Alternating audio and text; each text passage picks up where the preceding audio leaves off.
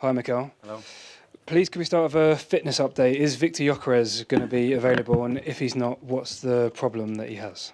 No, he's definitely not available. He hasn't trained today, and we need to do some more tests and scans in the next few days to understand the extent of the injury, but this game is not available.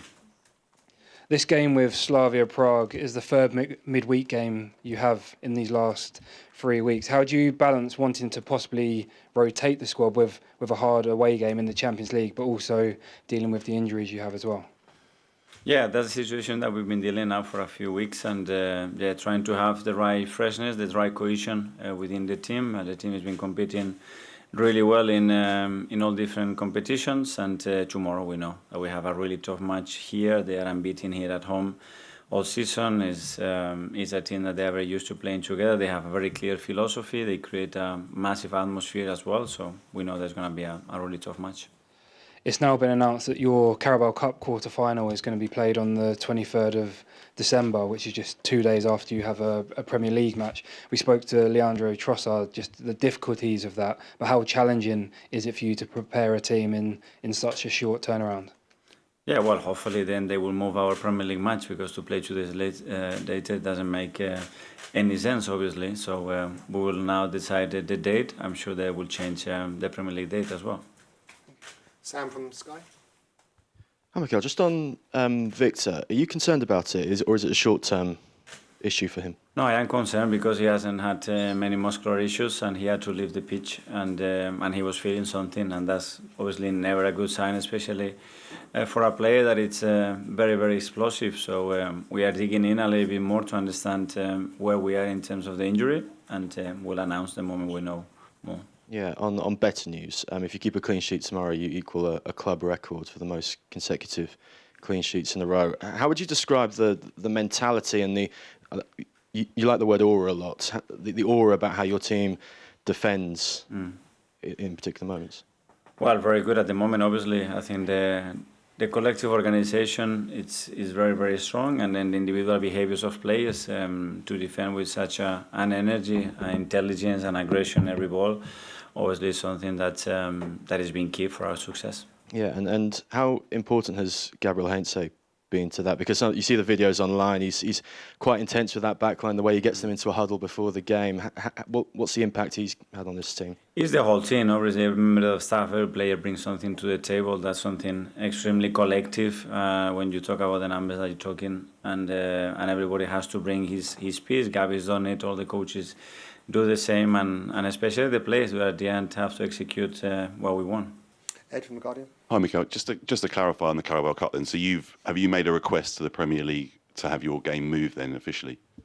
I leave that to the club. I think we're very clear where was the best thing, the most logical date to play. They bring a different date, so I'm sure we'll have to adapt to that.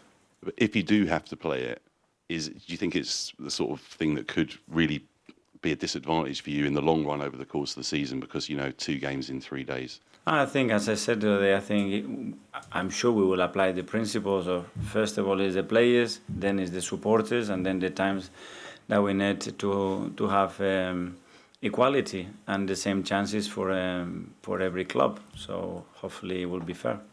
Charlie from The Sun.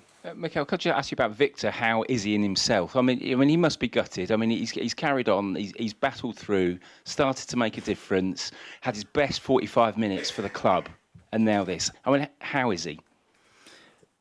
Well, obviously he was very disappointed after the match with what he felt, but this is part of football. At the end, if you expect a linear line, everything going up, it's not going to happen. And if he's got something, he's going to have to deal with it. We'll help him to do that.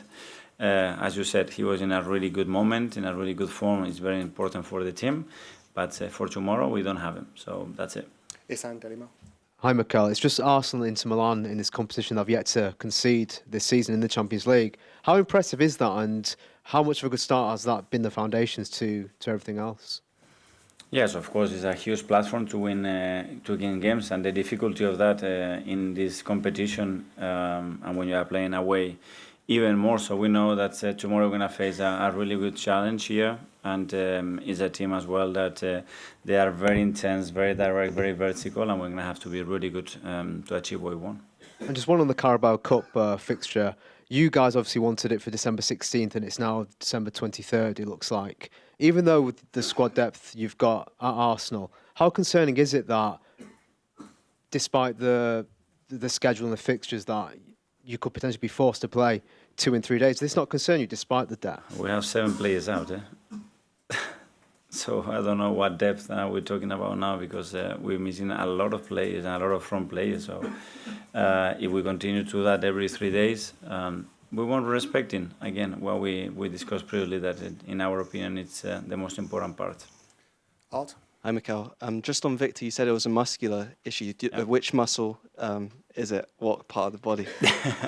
I leave that to the doctors. They will explain. I don't want to talk anymore. We are here to talk about tomorrow's match and the players that are available, and we'll see in the next week or so. Okay, and Alex Oxlade-Chamberlain was back at the training ground with the academy. I was just wondering if you could speak about what you remember of him as not just a player, but as a person, and what he could bring. Top character, one of the best characters I met in football. If we can to help him, if we can give him the space for him to get up to speed and have the capacity to find a club, it's a joy. The boys will learn from it. I had the privilege to play with him, and if he's around, it will be a really good role model to have around the team. Tom? Hi, Mikel.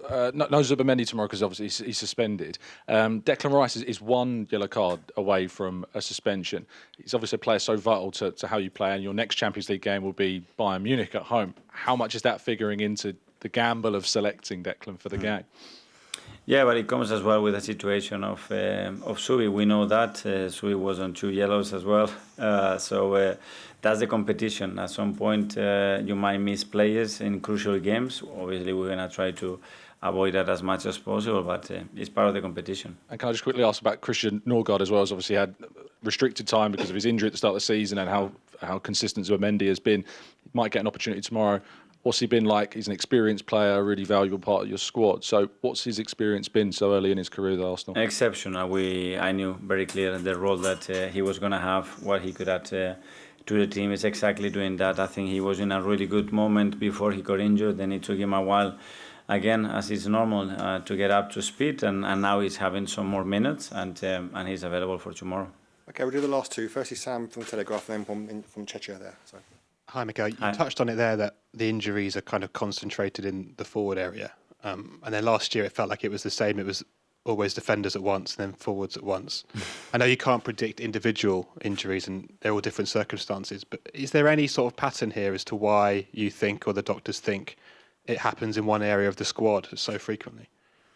Well, we looked at everything. Obviously, we have 4 knees with Gabriel Jesus, Kai Havertz, Madueke and Martin Odegaard, which is very, very unusual, all of them with long term. And then we have some muscular injuries with other players, which it can happen, and every club is having. I think it's very unusual to have that many players in the front line with issues. We have to face it. We've been facing it in a brilliant way, and we'll continue like this. Okay, finally, gentleman here, yeah. Hello, Mikel. Good evening. My name is Jiří. I'm a local journalist.